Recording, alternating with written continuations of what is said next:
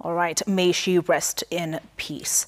As I promised, we're joined now by the Principal Secretary for Housing and Urban Development. Welcome to the studio. Thank you for taking the time to be here with us this evening. So we'll get right into it. The Makongeni demolitions, how long has that been in the pipeline? What we call the Makongeni demolition is actually part of a program that we started on what is called Eastlands Regeneration, Nairobi Eastlands Regeneration.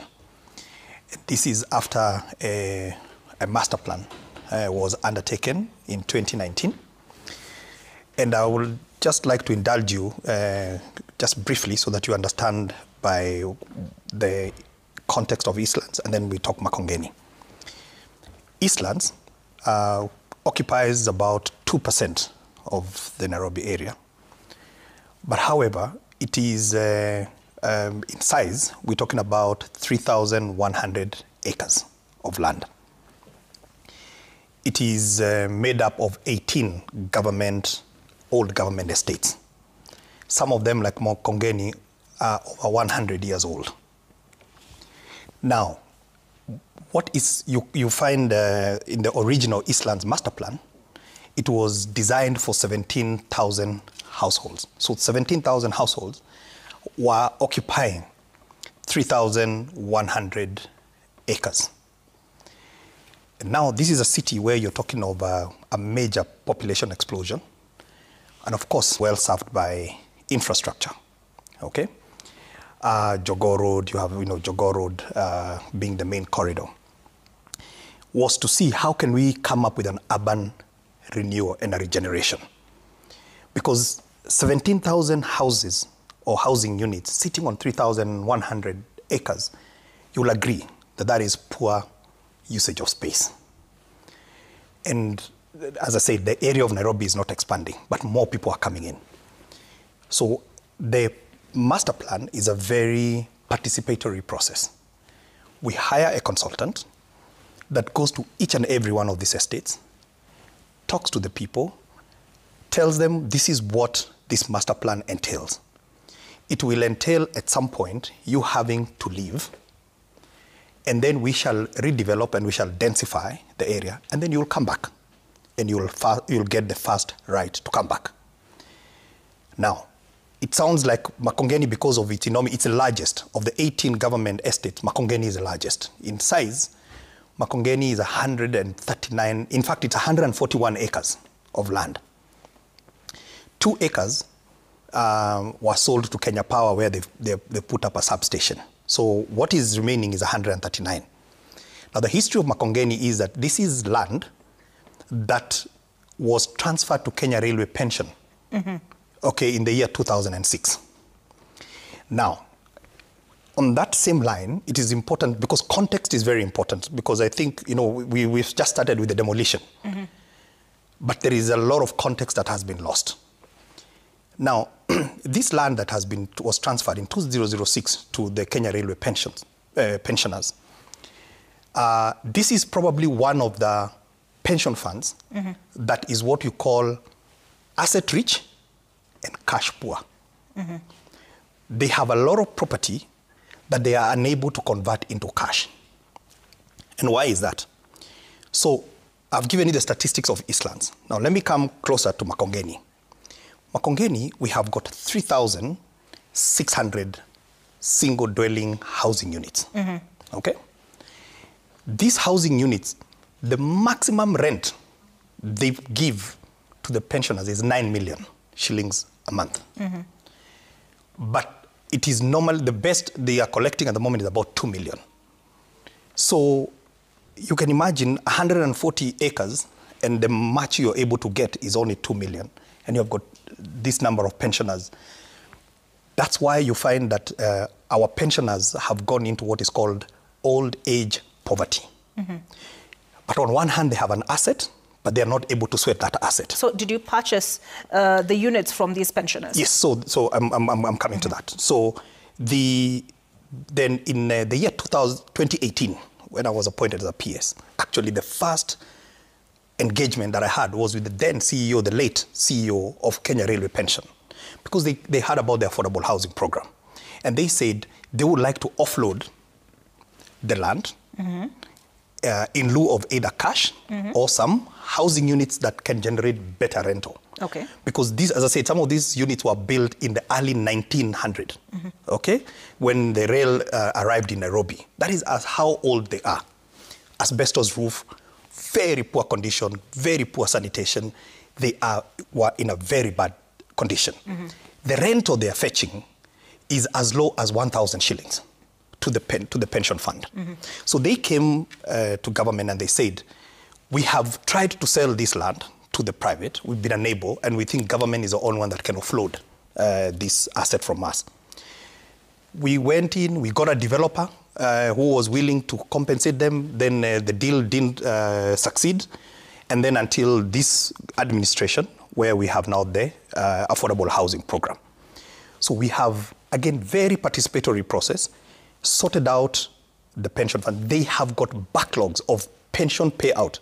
Majority, actually, of these railway pensioners have died, and they died poor. The ones that are left, luckily, now they have something that they can bequeath, they can inherit themselves to their children. So that is the first step. So the first person that you need to do, and there are three people that I want to talk about, is the pensioner, who is actually the landowner. Okay. So the landowner is sorted. So you won't hear any noise about the landowner. So you talked about 3,900 units, right? 3,600. 3,600, sorry. Yes. And you paid out how much per unit? Sorry? No, we bought the land. You so bought the land, Oh, the land was bought. Now, then there is a tenant. Okay. The pension fund rented out the units, and they have a list of tenants that they have rented out. Now, and these are the ones who are paying the 1,000, 1,300 and so on and so forth. And in fact, the tenants owe the scheme over $500 million in rental backlog, okay, over years. Now, so the pension, so there is a tenant. That's the second person that I want to talk about. And this tenant is the one that is on record at the Kenya Railway scheme, Kenya Railway pension scheme. Now, we entered into a very engaging conversation with them because we said, the landowner is selling, and you as a tenant will be affected. But only think about it. I don't know whether you've ever had any situation where a tenant is asked to vacate and then you get paid to leave. In fact, if the most practical thing is when a tenant is leaving, the landlord will go and say, you broke this, you broke that. In fact, most of the time, the tenant pays the landlord, okay? In this case, we agreed that we are going to pay the tenant to leave. But it was not just a word of mouth. How much notice did you give them? A lot of notice. In fact, this conversation started last year. They were given notice last year. We then entered into, they asked, it is last year, December, around the same time. January, schools are coming and so on and so forth. Then the year again began. We delayed in having to sort them out. And also the funds were delayed. So we said, it's fine.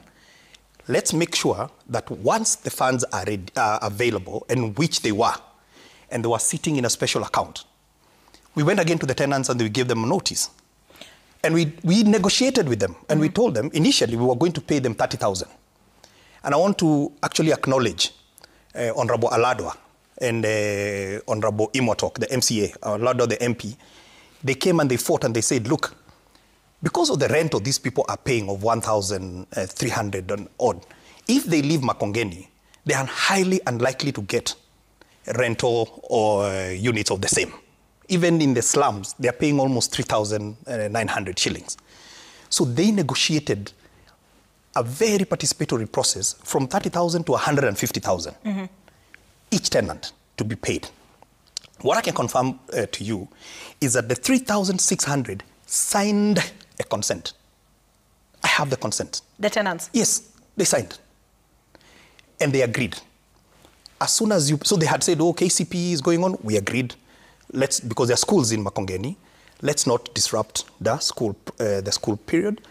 And once the exams were done, which finished last week, then we said, we are ready to pay you. You have 5 days to vacate, and here is your money. And we paid them. Out of the 3,600, 3,300 got paid. About 300 of them could not be paid, all right? Due to numbers in Safaricom, because we're using M-Pesa to pay them.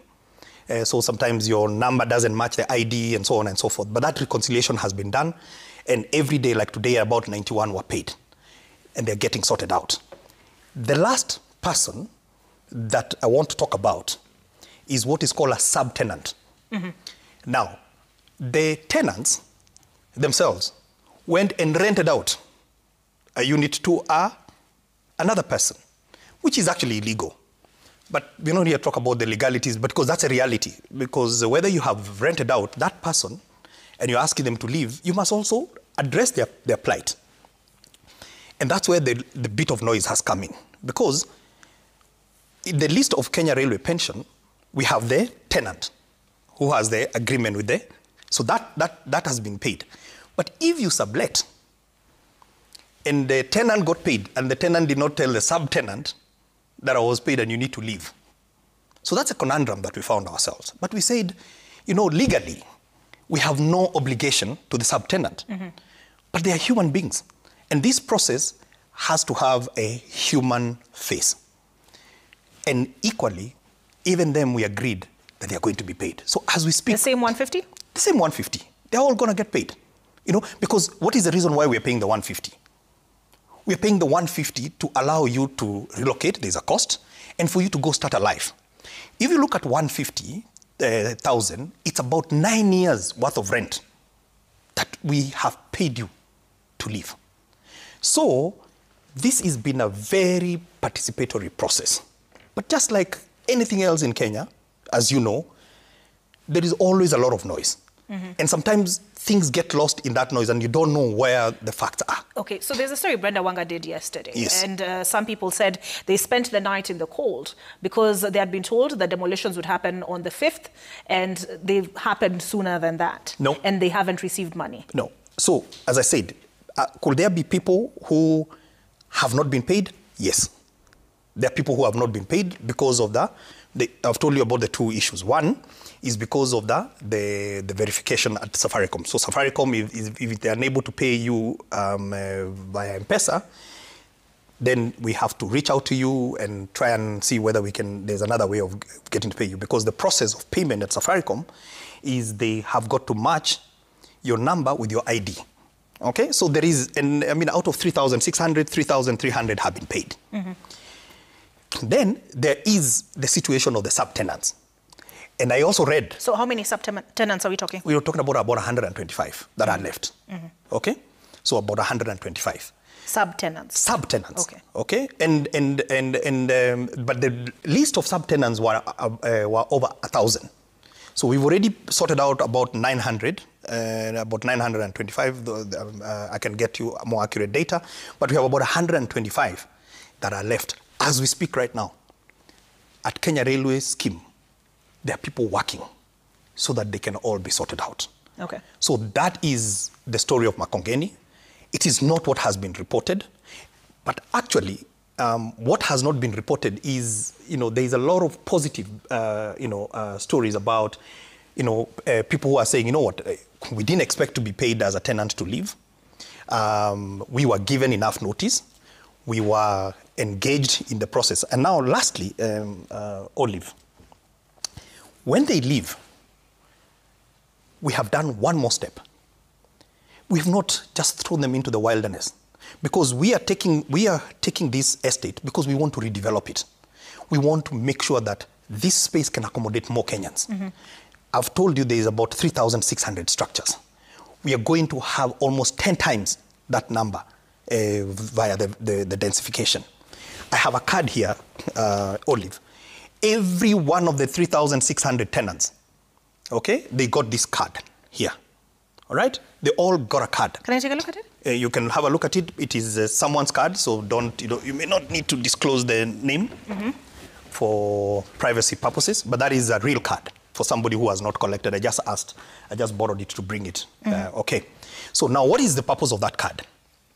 That card is the ticket for that tenant to come back once we finish the construction, and they have their first right to get back. All right. Now, not as a tenant, as a homeowner. Okay. I have a question here from Fred Machoka, and he says, if they mean well for Makongeni residents, why not accommodate them in the finished affordable units elsewhere and then return them to Makongeni when ready? So, the finished units are for sale. Okay? They're for sale.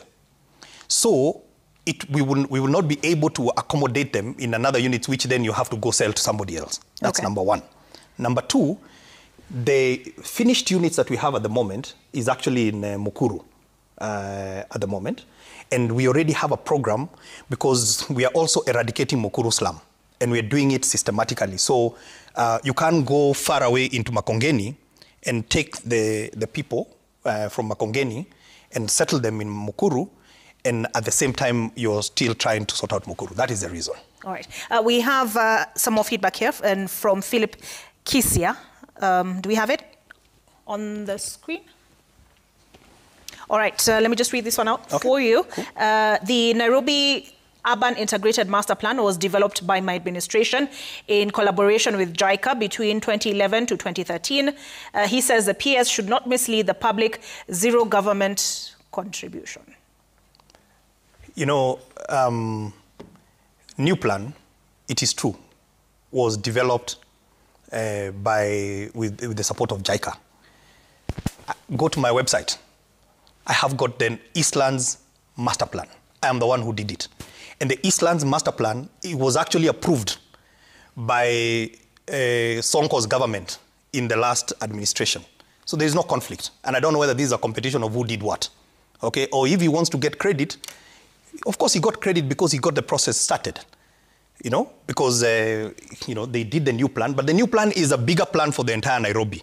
Okay. And then out of that new plan, okay, we then zeroed in on specific master plans. So I did Eastlands Master Plan, I did Railway City Master Plan, okay? And we also did the Embakasi Master Plan. So we are implementing Eastlands Master Plan. All right. Okay. We have another question here from Lorraine. She says, we have an SDA church in Makongeni Estate that was built in the early stages of Makongeni's existence and later renovated by His Excellency President William Ruto in the year 2022 that can accommodate 5,000 people. Up to now, we have not been served with any notice or communication. Kindly help us to get answers and where our fate is as a church. I am aware about the SDA church. In fact, I think it is the headquarters of SDA Church is in Makongeni. And the leadership of the SDA Church is actually meeting with the Kenya Railway Pension tomorrow. Today, all the other faith-based organizations met with the Railway Pension and they've been sorted out.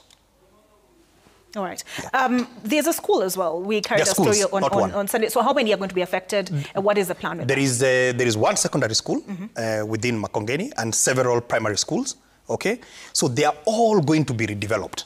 Okay, they're going to be redeveloped to accommodate more Kenyans. All right, because even as you talk about a secondary school, it is still very dilapidated, very old, and can accommodate very few people. So what are we going to get? We are going to accommodate more than 10 times the population that we have right now in Makongeni. So more Kenyans are going to benefit, okay, from this program. You're going to have better schools.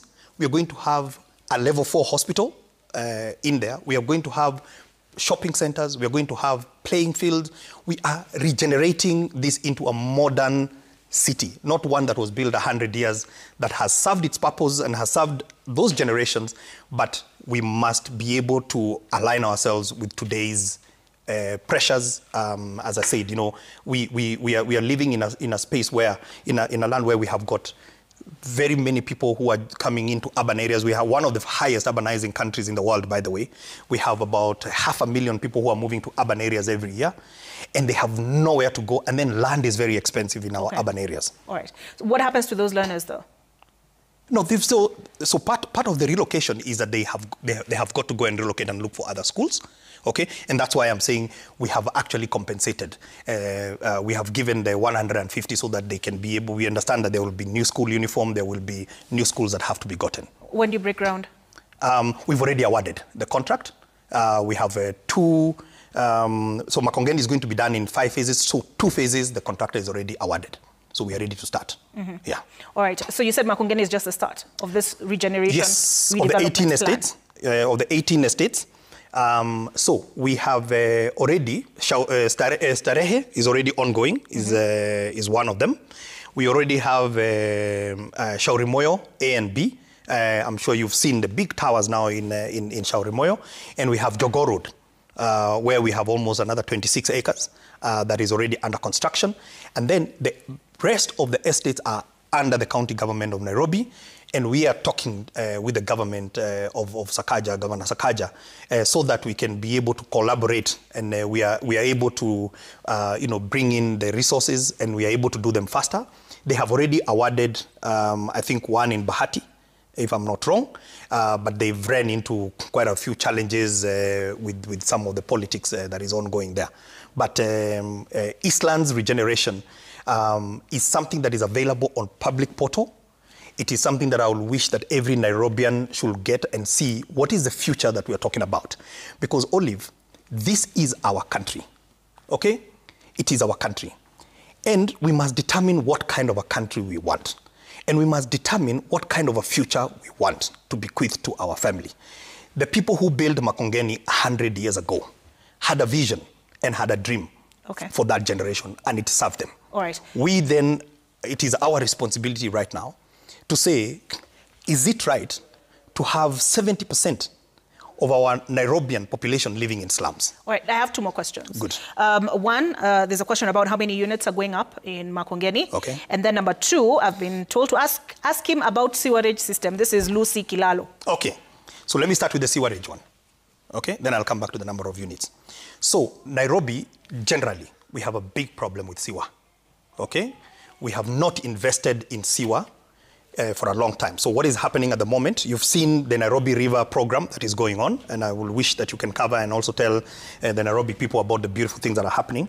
So on Nairobi River, on both sides of the river, we are building right now 2 mega trunk systems that are going to future-proof Nairobi for 40 years. It is so big, you can actually drive a small car. That is how big we're building the trunk sewer, okay? That is, and then we have 2 treatment plants, okay, that are part of that work. So this is not, we shall do. It is ongoing as we speak, okay? Okay. So we are fixing the sewer. There is also another program through Africa Development Bank that is also helping us to do now the last mile to the trunk on the sewer line. But the bigger problem for us, actually even in housing, is water. Okay, because, we are water scarce country. Northern Collector has just hit Nairobi, and because it delayed, by the time it hit Nairobi, the problems of Nairobi had doubled. So we are working on another program so that we can be able to bring in more water. And that, when you ask me what is our biggest challenge at the moment, and that's why you heard about the president talking about an infrastructure fund. We are talking about infrastructure fund because if we don't set down the resources, we are going to run into challenges of water in Nairobi. Now, how many units are we going to do in Makongeni? Our plan is to put up 30,000 new housing units in Makongeni. And what will it mean, this whole plan, Eastland's plan, what will it mean for their economy? In terms of the jobs created? Fantastic question. So number one, in fact, the people that have that relocated from Makongeni, one of the other deals that we have done. So first, we've given them money. We have given them a card to leave and then come back and get the first right. And number 3, every household, okay, we have sent out the information and we want them to nominate a person from each household. They are going to get the first right to be employed. Because these contracts are massive contracts and they're going to require a lot of labor, both skilled and unskilled. So that is also part. So the first people that we want to get the opportunity to work are the people of Makongeni. All right, so we'll press pause on this particular conversation and plan a time for for broader conversation, much broader conversation on affordable housing. Some of the questions that had come in already was the project being behind schedule. You were to do what, 250,000 units per year, or? It's not behind schedule, Olive. You know, and I've seen that question. Have you ever built a house? Just not personally. Not personally. So it takes time to build a house. It takes about 18 months to finish one estate, okay? So when we say 200,000, it doesn't mean that from the day we collected the levy, from that day we have 200,000, because it takes time to build. So I think context is important, but please call me when you have time, because we actually, I think the conversation has turned, because Kenyans can see the affordable housing program. It is the most significant development in almost every town in Kenya. Okay, another quick one is, how is the levy being spent? You don't have to answer them, right? We'll have to find time to But it is being spent very well. Oh, yes. And the money is very safe. You have not heard of any scandals. Specifics, we'll invite you to discuss specifics. We will do that. And then lastly, are salaried employees going to contribute in perpetuity? It is not expected that it's going to be in perpetuity, but we have a very big housing gap. So we still have a long way to go. All right. Yeah. Thank you for speaking to us on The Explainer tonight and providing that explanation as far as Makongeni is concerned. We will continue to engage as we continue to cover these developments, literally and figuratively. We've had PS Charles Hinga, who is the PS for Housing and Urban Development, in studio. We take a break, but here else is what's coming up.